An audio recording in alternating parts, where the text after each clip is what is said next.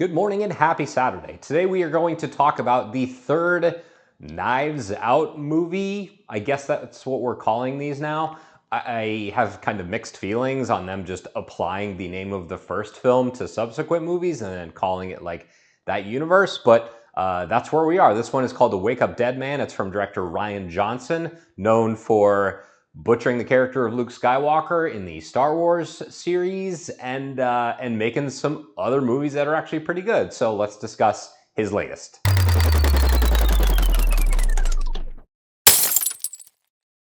Thank you so much for watching the video. Before we get started, click on the subscribe button and the notification bell. That way you know when I post new content. You can also follow me on X, Instagram, and Rumble. I post on all three of those channels simultaneously every Saturday morning at 9 a.m.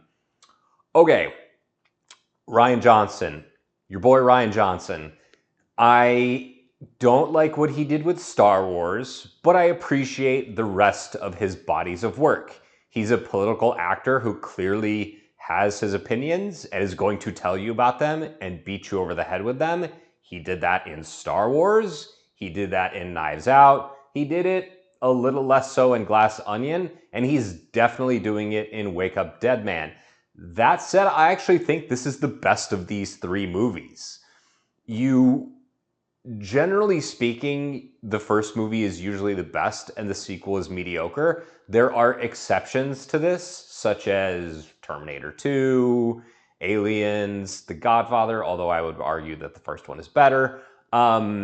Lots of movies like that, right? The Two Towers, there's tons of examples of great sequels. I really liked the first Knives Out, and I really liked Glass Onion. I think Knives Out was a better movie overall.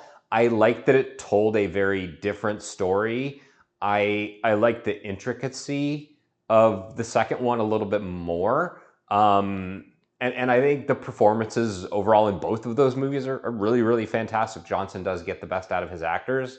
I think I was a little bit less surprised by the second one because there were a lot of similarities in that it wasn't you didn't really get the kind of, I mean, you sort of did. You get the big bad guy reveal at the very end, but there was a lot of bouncing around of the narrative where this is a much straightforward film. It does have its flashbacks, but you kind of get all of it at the end, which I really appreciated. It's very different than the first two movies in that regard. This is also a much more emotionally resonant movie.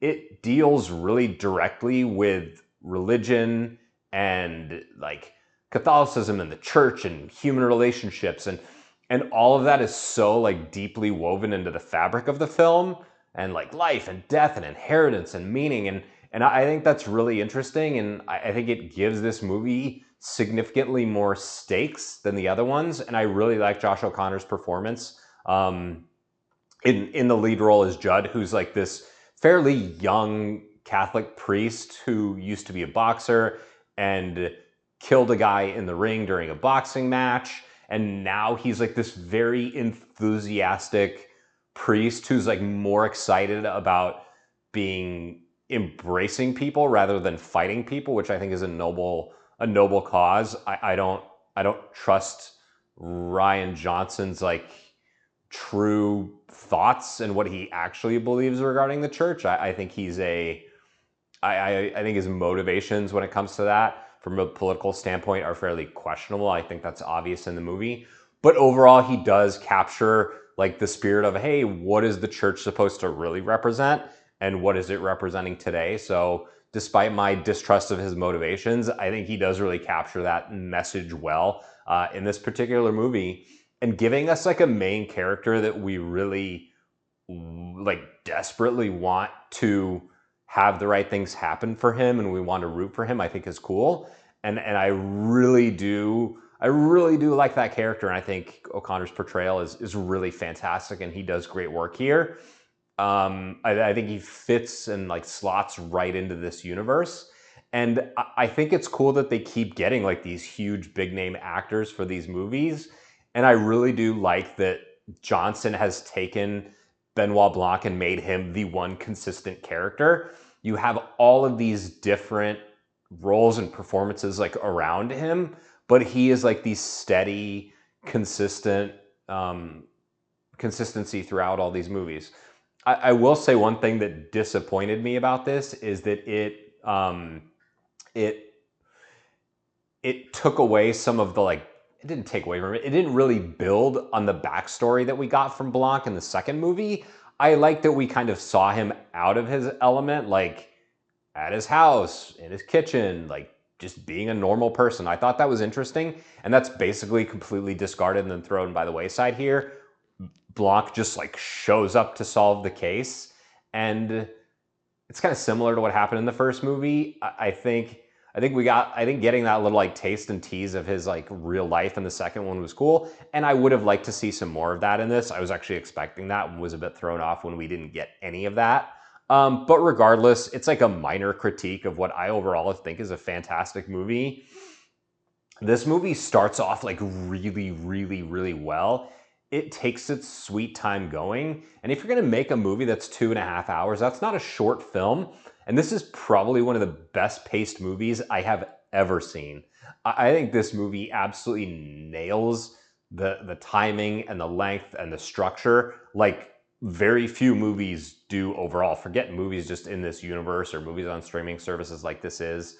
I think this movie just nails its timing to absolute perfection. It's one of the best paced movies I have ever seen, and Johnson does deserve a lot of due credit for that, both from a production standpoint and from a script standpoint. It also looks fantastic. All of his movies, including The Last Jedi, look and sound and feel fantastic, and this one is no different. You get some banger performances.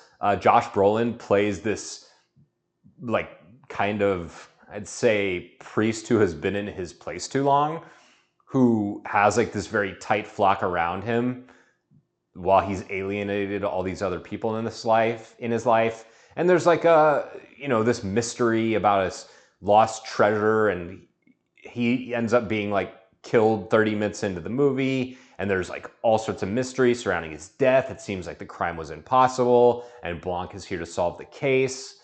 And while yes, there is a case here to be solved, I think that the relationship stuff and the religion stuff is actually what Johnson really nails well. And I think having that being the overarching theme of the story is fantastic. I guess what I'm trying to say, I think this movie really mixes the caper and the heart of the story very well in a way the other movies didn't. And I think this is the best of these three movies. And I really would say that without hesitation. So, I mean, you got Thomas Haden Church, you got Glenn Close in a huge role. I mentioned O'Connor. This movie just has like tons and tons and tons of great actors across the board. Some like new unrecognizable faces that I think is great as well. And yeah, I just really love this movie. Was kind of like thrown by how good it was. So that's what I thought of Wake Up Dead Man. Let me know what you think in the comments. I love this movie. If you disagree, that's totally fine. Let me know what you would change. Let me know what you think was good, what wasn't good. And I will see you next Saturday. Thank you again for watching. We'll see you next Saturday at 9 a.m.